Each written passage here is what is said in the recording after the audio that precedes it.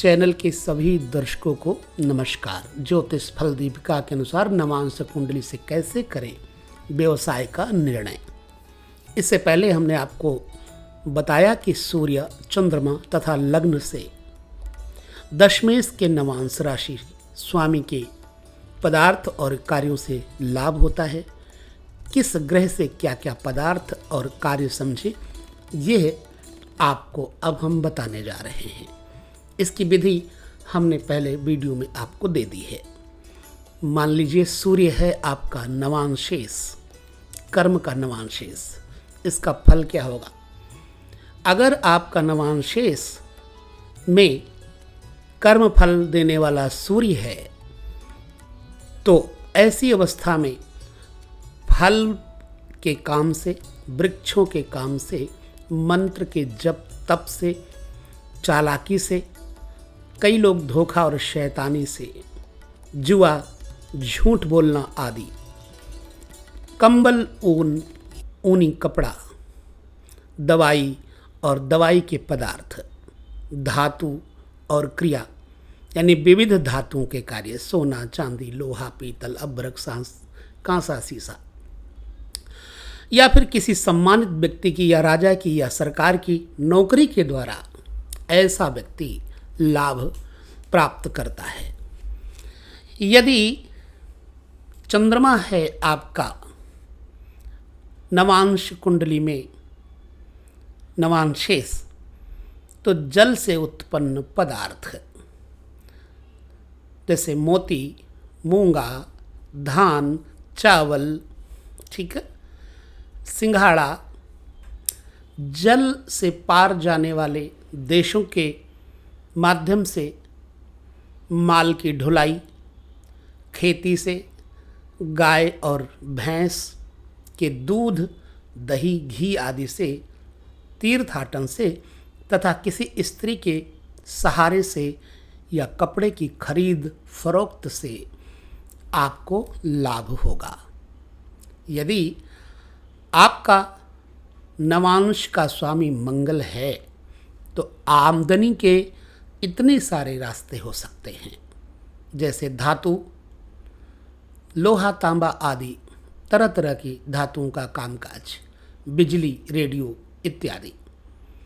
अब लड़ाई झगड़ा, जैसे किसी कोर्ट कचहरी में कोई वकालत इत्यादि के माध्यम से, मतलब लड़ाई झगड़े से, युद्ध, डाकाजनी, फौज की नौकरी, सोना, सोने की खरीद फरोख्त या सुनार या सराफ का काम सूट करेगा।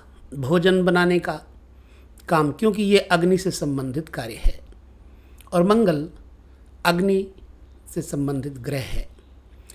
रेस्टोरेंट, होटल आदि का कार्य दूसरे को कष्ट या पीड़ा पहुंचा करके शस्त्र या हथियार द्वारा, साहस के कार्यों से, म्लेच्छों के आश्रय से, खुफिया विभाग में काम करने से, पुलिस का कार्य, मुखबिर की हैसियत से या चोरी से धन की प्राप्ति होती है अगर मंगल हुआ नवांशेष तो।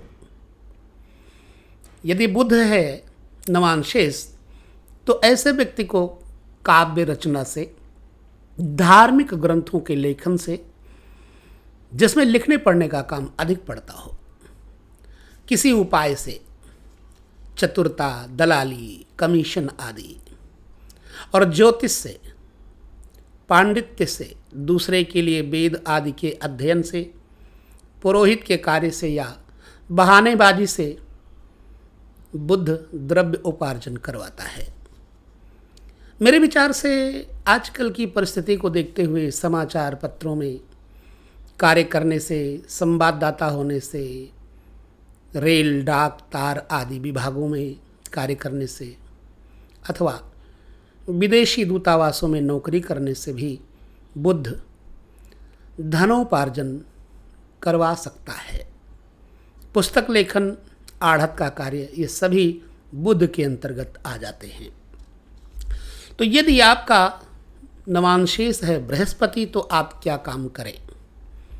यदि नवांशेष बृहस्पति है तो ब्राह्मणों के सहारे से, ब्राह्मणों के आश्रय लेने से, देवालयों में रहने से या मंदिरों मठों के आश्रय में रहने से अथवा राजा की कृपा द्वारा पुराण शास्त्र वेद आदि के पठन पाठन से नीति के मार्ग में रहने से अर्थात सद्वृत्ति से सुनीति से अनीति और अन्याय द्वारा बिल्कुल नहीं। धर्म के उपदेश द्वारा धन का लाभ होता है। बृहस्पति एक और प्रकार से भी धन लाभ कराता है, वो है ब्याज अर्थात सूद के द्वारा।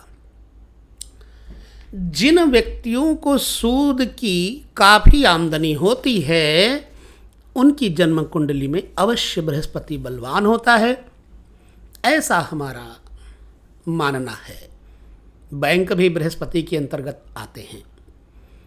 चलिए, यदि आपकी जन्म कुंडली में नवांशपति शुक्र है तो किसी स्त्री के आश्रय से, चाहे वो अपनी पत्नी हो या अन्य स्त्री, यहाँ तक बताया जाता है वेश्या या महारानी या फिल्म एक्ट्रेस या अन्य कोई महिला, गाय भैंस हाथी घोड़े आदि के द्वारा, गायन विद्या गाने बजाने के उपायों के द्वारा या वाद्य यंत्रों से, नाच गान से, चांदी से, सुगंधित वस्तुओं से, दूध दही घी आदि से, अलंकारों से, रेशमी और बढ़िया वस्त्रों से, काव्य द्वारा या किसी राजा के या किसी उच्च अधिकारिणी महिला के मंत्री के सहायक होने से धन प्राप्ति होती है। मेरे विचार से सिनेमा, चलचित्र या अन्य जितने भी सौंदर्य विलास और भोग के साधन हैं वो सब शुक्र के वर्ग में हैं। इस कारण इन उपायों द्वारा भी शुक्र धन दिलाता है। चलिए, यदि नवांशेष हुआ शनि तो मूल जो वनस्पति पृथ्वी के अंदर रहती है यानी जड़ मूल के माध्यम से, जैसे अदरक है, मूली है, जमीन से पैदा होने वाले आलू हैं, मूल औषधियां हैं, फल शारीरिक परिश्रम द्वारा, नौकरी द्वारा स्वयं दूसरे की नौकरी करे या स्वयं अन्य व्यक्तियों को नौकर रखे, दुष्टों के द्वारा या नीच जनों के धन से भी धनी हो जाता है ऐसा व्यक्ति। जिस व्यक्ति को नीच आदमियों से थोड़ा थोड़ा धन प्राप्त होता हो और इस थोड़े थोड़े द्रव्य के संग्रह द्वारा इकट्ठा करके वो धनी हो जाए तो उसे नीच जनों से धनी होना कहेंगे। मान लीजिए कि कोई मजिस्ट्रेट मुलजिमों से रिश्वत ले लेकर के धनी हुआ हो या कोई सुपरिटेंडेंट जेल कैदियों से रिश्वत ले लेकर धनी हुआ हो तो इस तरह के इन दोनों को ही नीच जनों के धन से धनी कहेंगे। शनि जब नवांशेष होता है तो कुधान्यों से गेहूँ, चावल आदि उत्तम धान्य समझे जाते हैं और मोटे धान्यों को कुधान्य कहा जाता है। कुत्सित, अन्याय, अधर्म, अनीति अर्थात निंदित मार्गों से धन दिलाता है शनि। कत्ल करने से जो धन प्राप्त हो या रिश्वत से या वेश्या के यहाँ दलाली करने से, ये सब निंदित मार्ग समझे जाते हैं। शनि परिश्रम द्वारा धन दिलाता है। अनपढ़ आदमी हो तो जमीन खोदेगा, बोझा ढोएगा, शिक्षित हो तो दिन भर कुर्सी पर परिश्रम करावेगा। शनि लकड़ी का काम, लकड़ी की खरीद फरोख्त, फर्नीचर आदि द्वारा भी धन दिलाता है। ठीक है, तो ये नवांश का स्वामी जो कि पहले बताया गया उसके बारे में मैंने आपके साथ चर्चा की। परंतु याद रखिए, यदि ये नवांशेष स्वयं दुर्बल हो तो बहुत थोड़े धन की प्राप्ति होती है। इसलिए आपका नवांशेष शक्तिशाली यानी पावरफुल होना चाहिए। अब यहाँ विचार करते हैं कि किस देश में या किस दिशा में धन प्राप्ति होगी। इस विचार के बारे में हम आपको यही कहेंगे, दशम स्थान में जो राशि है उसको व्यक्त करने वाले देश और उस राशि की दिशा में धन प्राप्ति होगी। या दशम का स्वामी जिस नवांश में होगा उस नवांश राशि से संबंधित देश और उस नवांश राशि की दिशा में धन प्राप्ति होगी। मान लीजिए उदाहरण के लिए कि लग्न बलवान है तो वृष राशि संबंधित देश और दिशा में, तथा वृष का स्वामी शुक्र वृश्चिक नवांश में है, इस कारण वृश्चिक राशि से संबंधित देश और दिशा में धन प्राप्ति होगी। तो वृश्चिक जैसे उत्तर की तरफ, उत्तर के स्वामी हैं वृश्चिक राशि, ठीक है, ऐसे देश दिशा में लाभ होता है। परंतु एक बात ध्यान में रखनी चाहिए, यदि ये राशि या नवांश राशि अपने स्वामी से युत या वीक्षित हो तो मनुष्य स्वयं अपने देश में रहकर धनोपार्जन करेगा। अगर दशमेश यानी कर्मेश स्थिर नवांश में हो तो भी जातक अपने ही देश में धनोपार्जन करेगा।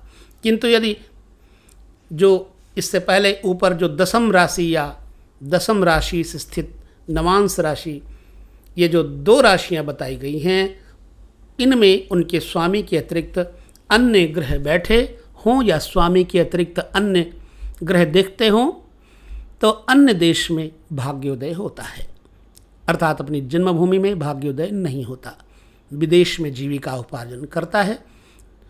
कुछ अन्य ज्योतिष ग्रंथों के माध्यम से ये भी बताया गया है कई जगहों पर कि भाग्योदय चर राशि में हो तो विदेश में भाग्योदय और स्थिर राशि में हो तो अपने देश में भाग्योदय, और अगर दुष्भाव राशि में हो तो कभी स्वदेश में कभी परदेश में कार्य करने से धन प्राप्ति और भाग्योदय होता है। मैंने आपको इस वीडियो में नवांशेष पति के हिसाब से कर्म व्यवसाय के बारे में चर्चा की। अगर आपकी कुछ समझ में आया हो तो हमें ज़रूर बताएं, नहीं समझ में आया है तो भी आप हमें ज़रूर बताएं। यदि आपको लगता है नवांश पति को कैसे जानें कैसे देखें तो इससे पहले वाले वीडियो को ज़रूर देखिएगा, जिसको मैंने आपके सामने इससे पहले वीडियो प्रस्तुत किया।